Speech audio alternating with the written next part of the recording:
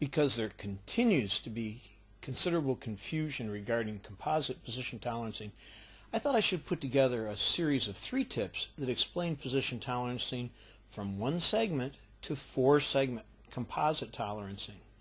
I encourage you to view all 3 tips in order from the simplest to the most complex position tolerance. I'm going to use this part to help explain composite tolerancing. Now initially on this drawing we don't see any composite tolerancing. I do have a position tolerance on the 2 holes. Some people might say, well, isn't that really 1 hole? Maybe I created them at the same time by drilling, but the answer is no. As far as the standard is concerned, these are 2 individual features, unless I do something to tie them together, which we'll see shortly.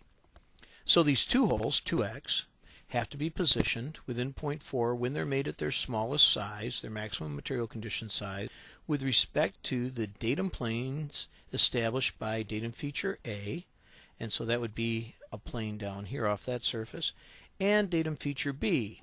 Since B is associated with the size dimension, that gives me a center plane that we see right here.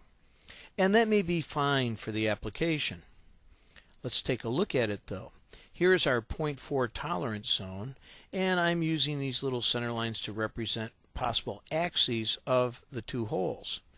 So what this is saying is these holes can move around within that 0.4 zone, and they can also tilt relative to the plane established by A and the plane established by datum feature B. Notice that they're acting individually. If I wanted the 2 holes to act like 1 hole, I would have to tie them together in one of 2 methods.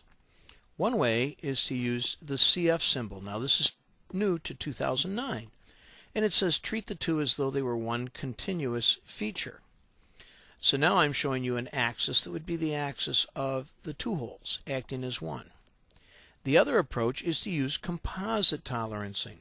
So here we have 1 symbol but 2 segments to the tolerance.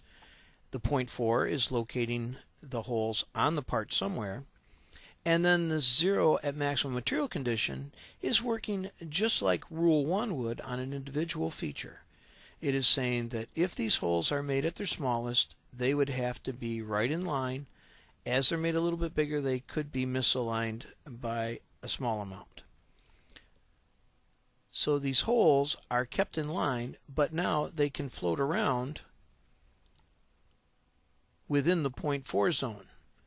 So together they can tip with respect to the plane established by A or the plane established by B, and they can move around within that 0.4 zone as we see over in this view. In the next tip, I'll show you how we can start restricting some of this orientation or tilt that you're seeing.